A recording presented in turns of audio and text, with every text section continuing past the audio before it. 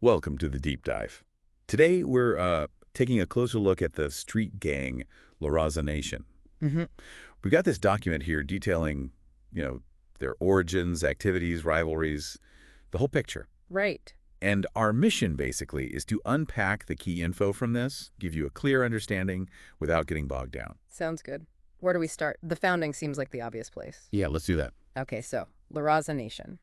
Founded in Chicago, Illinois. The year was 1973. Chicago 73. That immediately paints a picture, doesn't it?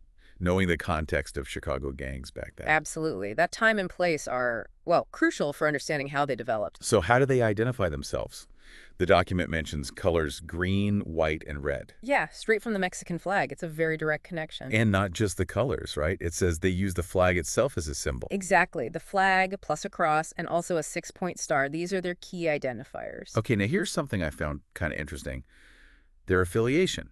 It says here they're Folk Nation. That's correct. Part of that larger Chicago-based alliance. But, and this seems like a clash, the document also mentions they've had conflicts with other Folk Nation gangs. It specifically names the Gangster Disciples. How does that work? Well, it's paradoxical, but not entirely uncommon in the gang world. You have these large alliances like Folk or People Nation, but underneath that umbrella, There's still local beef. exactly, competition over turf, drug markets, old grudges. It gets messy. So an alliance might exist on paper or for specific situations, but it doesn't erase those street-level rivalries. It's often more about pragmatism. Okay, that makes more sense. So speaking of rivalries, who are their main adversaries according to this? Particularly in Chicago. In Chicago, the big ones listed are the Almighty Saints, the Latin Kings, that's a huge, long-standing one, and the Black Pea Stones, specifically from the back of the yards area. Right, those are some classic Chicago conflicts. And it doesn't stop there. They've also clashed with gangs under the People Nation banner, the Maniac Latin Disciples, and even Serenos. Serenos, too. Okay, so their conflicts reach beyond just the immediate Chicago scene. Definitely suggests a wider network of animosity. Now, they started in Chicago, but they obviously didn't stay confined there. The document talks about expansion.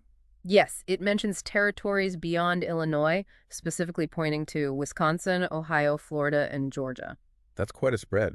Is there any context given for why they expanded? Well, the source does connect it, or at least notes the timing alongside the increase in immigration from Mexico to the U.S., starting around 1980. Ah, okay. So the idea might be that as communities grew in new places, the gang found fertile ground, maybe through existing members moving or new recruitment. That's a likely scenario. It's a pattern we've seen with other groups, too. And locally, even as they expanded outwards, they solidified their Chicago presence. There's mention of a noted chapter starting in West Humboldt Park in '85. Got it. So growing roots and branches simultaneously in a way. Let's dive into some specific incidents mentioned. New York City, 1996. Yeah, a police report from '96 noted a rivalry there with a group called the Gran Familia Mexicana, shows their reach, or at least their conflicts, extended to the East Coast by then. And then there's this gang war with the Vatos Locos. Sounds pretty intense. Extremely. Between 2001 and 2003, the document mentions a conspiracy to kill rival leaders. One La Raza leader involved got a sentence of 151 years. Wow. 151 years. Mm. That tells you everything about the severity, doesn't it? It really does. It points to, serious organized violence. Okay, shifting focus to Florida, Naples seems to have been a hotspot. 2004, a big arrest. A very big arrest. 89 high-ranking members busted on RICO charges. RICO, that's federal organized crime stuff. Racketeering, attempted murder, drugs. Yeah, the whole package. It suggests a really significant and organized operation down there. And it didn't stop there. More arrests in Naples. Right. Another 19 suspected members arrested in 2005. The estimate then was about 100 members total in the Naples area, and they'd apparently been there since at least '96. Oh, a well-established presence. And then they got flagged by ICE. In July 2005, La Raza was included in ICE's Operation Community Shield.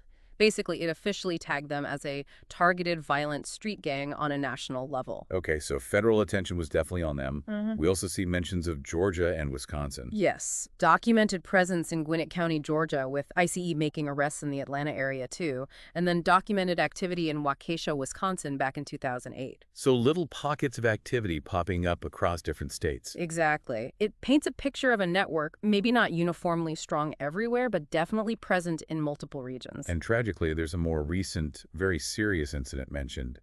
Chicago 2022. Yes, the shooting at Benito Juarez Community Academy in December 2022. The source links it to La Raza and their rivals, the Bishops. 2 students were killed. That really hits home the real-world impact of these conflicts on communities, on young people, Absolutely. It's a stark reminder that this isn't just about internal gang dynamics. bringing it up to the present day, or at least very recently, 2023. Still active in Chicago. Seems so.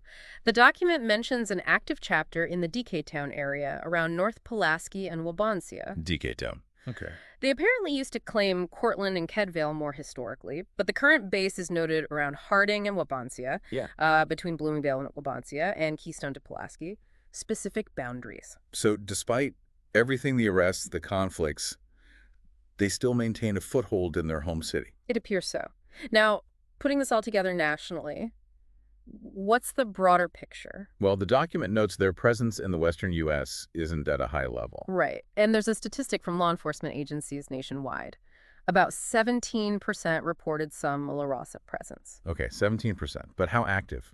Well, just over 6% reported moderate to high levels of activity. So present in some places, but really significantly active in a smaller percentage of jurisdictions nationwide.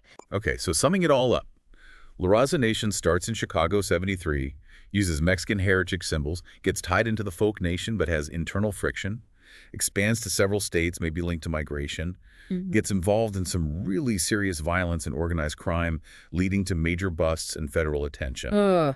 And continues to have a presence, particularly in Chicago and certain other areas, right up to recent times, even with tragic consequences like the school shooting. That's quite a history. It really is. And it leaves us with something for you, the listener, to think about. Yeah. Given this history, this geographic spread, the ups and downs, what factors do you think cause their influence to be stronger in some places than others, or to change over time?